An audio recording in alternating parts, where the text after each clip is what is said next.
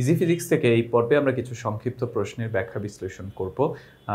এই প্রশ্নগুলো তোমাদের সংক্ষিপ্ত আকারে আসতে পারে সৃজনশীলের ক আকারে, এমসিকিউতেও প্রশ্নগুলো থেকে প্রশ্ন করা যেতে পারে। সুতরাং এই প্রশ্নগুলোর ব্যাখ্যা বা বিশ্লেষণ খুবই গুরুত্বপূর্ণ। প্রশ্নগুলো আমরা সমাধান করাচ্ছি ইজি ফিজিক্স বই থেকে। যারা ইজি ফিজিক্স বই সংগ্রহ করেনি খুব দ্রুত সংগ্রহ করে ফেলবে।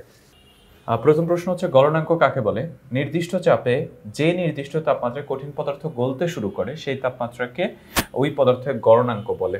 গলন মানে হচ্ছে গলে যাওয়া, কঠিন থেকে তরলে হওয়া, এটাকে গলন বলে। আর যেই তাপমাত্রায় গলতে শুরু করে তাকে আমরা বলি গলনাঙ্ক। বাষ্পায়ন কাকে বলে? যে কোনো তাপমাত্রায় তরলে শুধুমাত্র উপরিতল থেকে ধীরে ধীরে বাষ্পে পরিণত হওয়ার প্রক্রিয়াকে বাষ্পায়ন বলে। যে কোনো তাপমাত্রায় তরলে শুধুমাত্র উপরিতল থেকে ধীরে ধীরে বাষ্পে পরিণত হওয়ার প্রক্রিয়াকে আমরা কি বলবো? বাষ্পায়ন বলবো।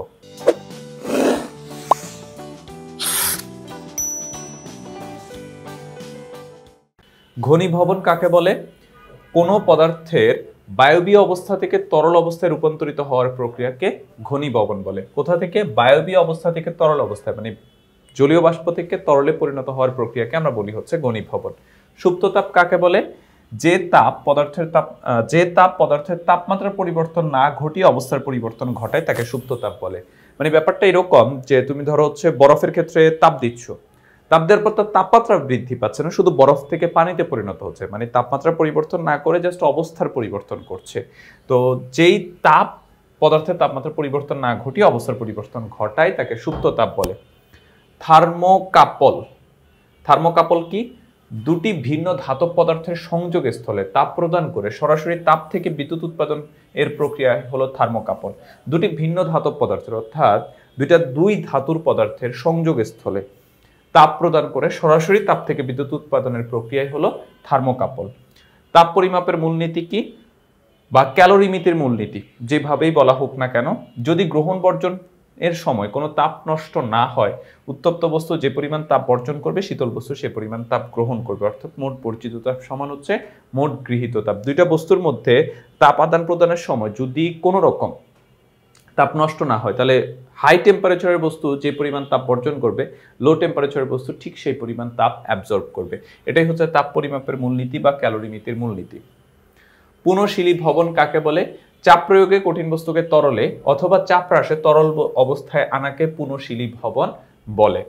তামার দৈর্ঘ্য প্রসারণ সহগ কত? তামার দৈর্ঘ্য প্রসারণ সহগ 1.67 × 10⁻⁶ পার কেলভিন। এটা অনেক সময় সিকিউ এর জন্য প্রয়োজন হতে পারে। ক্ষেত্র প্রসারণ সহগ কাকে বলে?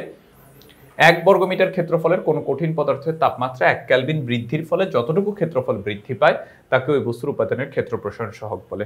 মানে কোনো একটা বস্তুর ক্ষেত্রফল যদি 1 বর্গমিটার হয়, এর তাপমাত্রা যদি 1 কেলভিন বাড়ানো হয়, তখন এর ক্ষেত্রফল যতটুকু বৃদ্ধি পায় তাকে ক্ষেত্র প্রসারণ সহগ বলে। স্ফুটন কাকে বলে? তাপ প্রয়োগে একটি নির্দিষ্ট তাপমাত্রায় তরলের সকল স্থান থেকে দ্রুত বাষ্পে পরিণত হওয়ার ঘটনাকে স্ফুটন বলে। খেয়াল করো, দুটোর মধ্যে তফাৎ আছে, একটা হচ্ছে বাষ্পায়ন আর একটা হচ্ছে স্ফুটন। বাষ্পায়নের ক্ষেত্রে যে কোনো তাপমাত্রায় তরলে শুধুমাত্র উপরিতল থেকে বাষ্পে পরিণত হওয়াকে বাষ্পায়ন বলে। আর স্ফুটন হচ্ছে তাপ প্রয়োগে একটা নির্দিষ্ট তাপমাত্রায় তরলের সকল স্থান থেকে দ্রুত বাষ্পে পরিণত হওয়ার ঘটনাকে স্ফুটন বলে। স্ফুটন কোনটা? আমরা বাসা বাড়িতে হচ্ছে পানি গরম করি না, এই সময় পানিটা যে বাষ্পে পরিণত হয় সেটা হচ্ছে স্ফুটন। আর আমাদের নদ নদী পুকুর থেকে এই শীতকাল আসলে হচ্ছে পানি ধীরে ধীরে হ্রাস পায় না, যে প্রক্রিয়ায় পানির বাষ্পে পরিণত হয়ে পানি হ্রাস পায় সেটাকে আমরা বলি হচ্ছে বাষ্পায়ন। স্ফুটনাঙ্ক কি? প্রমাণ চাপে বিশুদ্ধ ফুটন্ত পানি যে তাপমাত্রায় জলীয় বাষ্পে পরিণত হয় তাকে স্ফুটনাঙ্ক বলে। মানে যে তাপমাত্রায় বাষ্পে পরিণত হতে শুরু করে তাকে আমরা স্ফুটনাঙ্ক বলি। কঠিনী ভবন কি? যে প্রক্রিয়ায় তরল পদার্থ কঠিন পদার্থে পরিণত হয় তাকে কঠিনী ভবন বলে। মানে যেমন হচ্ছে পানি থেকে বরফে পরিণত হচ্ছে। বাষ্পীভবন কাকে বলে? কোনো পদার্থ তরল অবস্থা থেকে বাষ্পীয় অবস্থায় পরিণত হওয়ার ঘটনাকে বাষ্পীভবন বলে। গলনের আপেক্ষিক সুপ্ততাপ কি? যেই পরিমাণ তাপ কঠিন পদার্থকে তরলে রূপান্তরিত করে তাই গলনের আপেক্ষিক সুপ্ততাপ। সেম প্রশ্ন, বাষ্পীভবনের সুপ্ততাপ কাকে বলে? গলনের আপেক্ষিক সুপ্ততাপ হচ্ছে যে পরিমাণ তাপ কঠিন পদার্থকে তরলে রূপান্তরিত করে। এখানে হচ্ছে যে পরিমাণ তাপ তরল পদার্থ থেকে বাষ্প অবস্থায় রূপান্তরের প্রয়োজন হয় তাকে বাষ্পীভবনের সুপ্ততাপ বলে।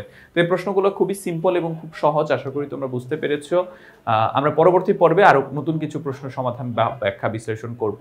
তো এই প্রশ্নগুলো আমরা সমাধান করাচ্ছি ইজি ফিজিক্স বই থেকে। তোমরা যারা ইজি ফিজিক্স বই সংগ্রহ করনি তারা খুব দ্রুত ইজি ফিজিক্স বই সংগ্রহ করে ফেলবে। সবাই ভালো থাকবে, সুস্থ থাকবে। আল্লাহ হাফেজ।